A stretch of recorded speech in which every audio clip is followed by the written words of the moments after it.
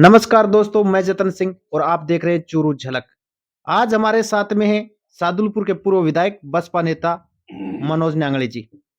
उनसे हम चर्चा करेंगे क्योंकि काफी दिन से मैं देख रहा हूं युवाओं में एक मुद्दा है, लेकिन वो खुल के बोल नहीं रहे सामने कैमरे के। इनसे बातचीत करेंगे कि बेरोजगारी भत्ते पर जिस प्रकार से राज्य सरकार है वो 3500 से 4000 रुपए देती है, लेकिन 4 घंटे उनसे काम किया जाता करवाया जाता है और उस पे मनोज न्यांगड़ी जी का क्या कहना है। अ, मनोज जी, सबसे पहले तो चूरू जिले पे आपका स्वागत है। धन्यवाद आपका जतन सिंह। न्यांगड़ी जी, ये बताइए हमको, राज्य सरकार जिस प्रकार से एक बेरोजगार भत्ते के नाम पर युवाओं को 4 घंटे काम करवा रही है, वो कितना जायज है? देखिए, सरकारें जब जब सत्ता का समय नजदीक आता है तो अपना एक बहुत बड़ा घोषणा पत्र बनाते हैं, जिसमें बेरोजगार, किसान, मजदूर सबसे ज्यादा इनको धोखा देने का घोषणा पत्र बनाते हैं। और ये बेरोजगारी का जो घोषणा पत्र माननीय अशोक जी गहलोत ने जब अपनी सरकार में चुनाव लड़ रहे थे 2018 में, उस समय कहा था कि मैं बेरोजगारों को भत्ता दूंगा। और बेरोजगारी भत्ता देने के नाम से जिस तरीके से बेरोजगारों के साथ, इन युवाओं के साथ कपट गहलोत साहब ने किया, ऐसा दुनिया में कोई और नहीं कर सकता। बेरोजगारी भत्ते का मतलब है कि आपका बच्चा बेरोजगार है, तब तक आप रोजगार की तैयारी करें, रोजगार में आगे बढ़े, उसको हम सहयोग रूप में राशि दे रहे हैं। लेकिन साथ ही साथ अशोक गहलोत जी कह रहे हैं आपको 4 घंटे कहीं ड्यूटी करनी पड़ेगी। गहलोत साहब, भत्ता थोड़ी दे रहे हो, आप उनके साथ अन्याय कर रहे हो। इन बेरोजगारों को आप जो भत्ता दे रहे हो, वो 4 घंटे तो वो वहां बैठे रहते हैं, उसके बाद रास्ते में कहीं जाने आने का किराया भाड़ा भुगतते हैं। अपनी जो मूल रोजगार प्राप्त करने के लिए तैयारी करना चाहते हैं, उनसे आप उनको वंचित कर रहे हो और जीवन भर उनको बेरोजगार बनाने का प्रयास है आपका। इसलिए मैं माननीय मुख्यमंत्री से जिसे निवेदन करना चाहता हूं, आपका बजट सत्र आ रहा है और इस बजट में आप बेरोजगारों को निश्चित रूप से किसी प्रकार की ड्यूटी किए बिना घर बैठे उनको तुरंत प्रभाव से, सरल तरीके से, सुलभता से उनको बेरोजगारी भत्ता दिया जा सके, ऐसा करने का प्रयास किया जाए। बेरोजगारी भत्ते के नाम से इनका ब्यूरोक्रेसी के जो अधिकारी बैठे हैं वो कमीशन खोरी कर रहे हैं। जो कमीशन दे रहा है उनको समय पे दे रहे हैं, जो कमीशन नहीं दे रहा उनको नहीं दे रहे। आपने एक बड़ी बात कही, कमीशन खोरी की बात है। ये आमतौर पे हम देखने को मिलता है, क्योंकि बहुत से युवा है वो अप्लाई करते हैं बेरोजगारी भत्ते के लिए, लेकिन उनका नंबर नहीं आता है कहीं ना कहीं। और एक दूसरी बात आपने बड़ी कही कि 3500 4000 रुपए वो देते हैं, उसमें 20 किलोमीटर किसी की ड्यूटी लगा दी जाए तो कितना भाड़ा बनता होगा, कितना किराया बनता होगा। 50 रुपए भी आप माने तो 1500 रुपए तो उसके चीज के चले गए। फिर वो बंदा वहां 4 घंटे रहता है, 1 घंटा उसका जाने में, 1 घंटा, क्योंकि इतनी सुविधाएं नहीं है यहाँ पर, बसों की सुविधाएं नहीं है। सड़क के हालात आप देख रहे हैं दिन प्रतिदिन, किस तरह के चूरू जिले में आप सड़क देख रहे होंगे, किस प्रकार की सड़कें हैं। और इस तरह पे जो युवा हैं वो यहाँ परेशान हो रहे हैं। कांग्रेस की विधायिका कृष्णा जी पूनिया बार बार बड़ी बड़ी घोषणाएं करती है कि मैं मेरे 4 वर्ष बेमिसाल बेमिसाल है। आपके भ्रष्टाचार में नाम रोशन हो गया आपका। जनता के बीच जो भी काम किया उसमें भ्रष्टाचार, लोगों के और कार्य किए उसमें भ्रष्टाचार, आपका भ्रष्टाचार में तो नाम बड़ा रोशन हो गया है। लेकिन ये सड़क आप देख रहे हैं, इसमें कोई व्यक्ति चल नहीं सकता। बार बार कहते हैं टेंडर हो गया है, टेंडर हो भी जाएगा, सड़क क्या पता बन भी जाएगी। लेकिन मैं ये कहना चाहता हूं, सरकार की जन कल्याणकारी योजनाएं हैं ये, और इनमें हर सड़क को आप टूल से जोड़ दोगे तो जनता के ऊपर बहुत बड़ा भार होगा। इसलिए सरकार बनाने का काम करे, इनको कहीं टूल वालों को न दे करके सरकार इसको उस तरीके से बढ़ाए कि जनता बड़ी आनंद से जा सके और रोड अच्छी बना सके। लेकिन ये झूठे वादे करने वाले लोग हैं, इनको नहीं बनाना, कुछ नहीं करना। इसलिए मैं आपसे तय कहता हूं, राजगढ़ की जो हालात है आपने पिछले 4.25 साल में देखी है कि इस हालात में तो शहर की सड़कें टूटी पड़ी हैं, किस तरीके से खोद के छोड़ दिया। पीने का पानी का वादा किया था विधायिका ने, किसी की सिर पर इंडी नहीं छोड़ूंगी। निश्चित रूप से इंडी तो नहीं छोड़ी।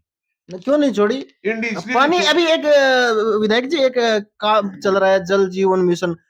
कहीं ना कहीं वो कार्यक्रम तो है ना, घर घर नगला पहुंचाने का। और एक पहले मैं एक सवाल करता हूँ, भ्रष्टाचार की आपने बात कही, तो राजगढ़ से भादरा सड़क पर ये प्रूफ करने की जरूरत नहीं है, साबित करने की जरूरत नहीं है, क्योंकि पेचिंग कार्य हुआ था आज से 1 से 1.5 महीने पहले।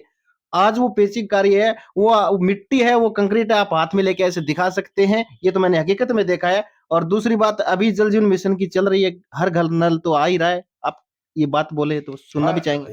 यही शब्द मैं वो कहना चाह रहा था। कृष्णा जी ने पिछली बार कहा था महिलाओं को आपके सिर पे इंडी नहीं छोड़ूंगी। पानी की कब कही?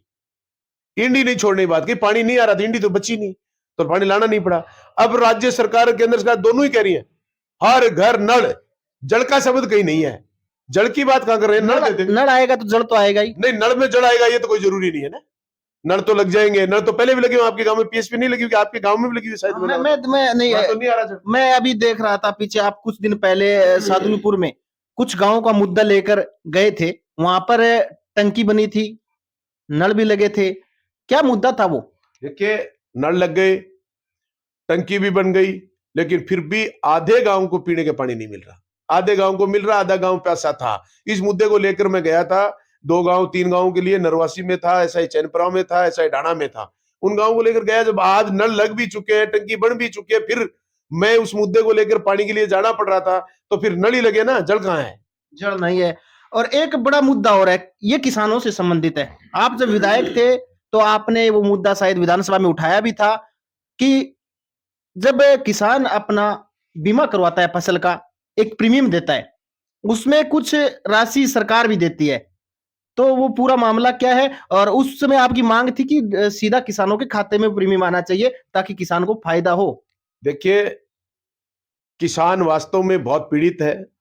किसान, इस गर्मी हो चाहे सर्दी हो, हर समय किसान तपता रहता है, दुखी रहता है, तकलीफ में रहता है। सरकार ने फसल बीमा योजना चालू करी, उसमें किसान को बाध्यकारी रूप से बीमा करने के लिए आपने ऋणी किसानों के लिए कर रहे हैं। बीमा कंपनी सरकार ने थोप दी कि कोई बीमा कंपनी है, जिस एरिया में बीमा कंपनी को अपने आप पैसा जाता है, बीमा कंपनी बीमा कर रही है। मेरी पहले भी मैंने विधानसभा में मांग करी है, आज भी मैं दोनों सरकारों को, गवर्नमेंट को, केंद्रीय सरकार को, राज्य सरकार को भी कहना चाहता हूं, किसान के नाम से जो पैसा आप सरकार जनता की गाड़ी कमाई को किसी बीमा कंपनियों को लुटा रहे हैं, इसको आप बंद करिए। ये पैसा नाम से किसान के जा रहा है प्रीमियम, लेकिन जा रहा है बीमा कंपनियों के खाते में। मैं आपसे भी आग्रह करना चाहता हूं, इस मुद्दे को आप बहुत बड़े लेवल पर उठाइए कि सरकार ये पैसा, जो प्रीमियम का पैसा है, ये पैसा किसान को सीधा खाते में दे, किसान को बीमा करने के लिए फ्री करे।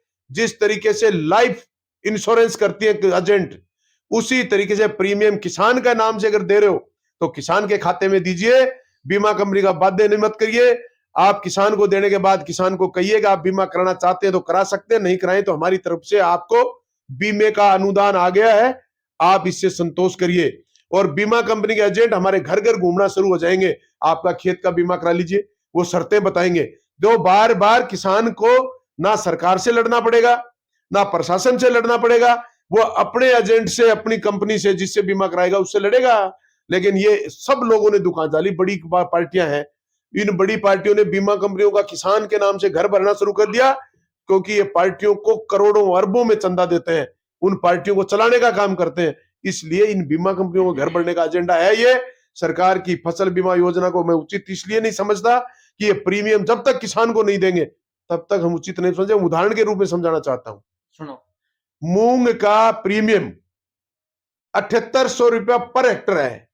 अगर किसी किसान की 10 हेक्टर के मूंग का बीमा होता है तो 78,000 रुपए बीमा प्रीमियम हो गया। और 78,000 रुपए अगर किसान को मिल जाए तो किसान का सारे खर्चे निकल जाए, जमाना हो तो भी रुपए आ गए, अकाल पड़े तो भी पैसे आ गए। निश्चित रूप से एक रेगुलर पैसा किसान के खर्चे का घर आ जाए, किसान को लड़ना ना पड़े, किसान को गरीब ना होना पड़े।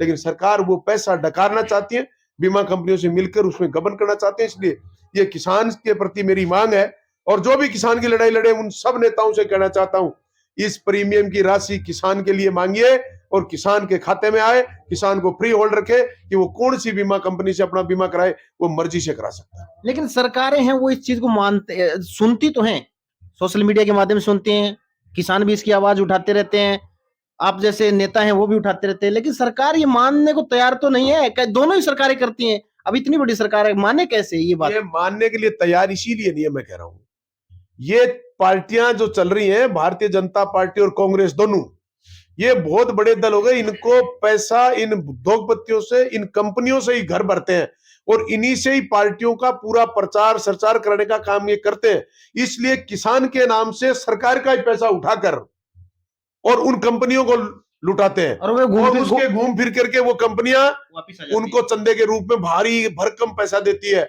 इसीलिए इनको संशोधित नहीं करना चाहती, इसलिए किसान को नहीं देना चाहती। मनोज जी, एक और है, यहाँ पर किसान हमेशा आंदोलन करते रहते हैं। लोगों की एक मांग है कि क्रॉप कटिंग के आधार पर हमको अभी बीमा दिया जाए, 2021-22 वाला जो है वो दिया जाए। 600 करोड़ के लगभग समथिंग बनता है, 200 करोड़ में कंपनी अपना काम निपटा के चली गई।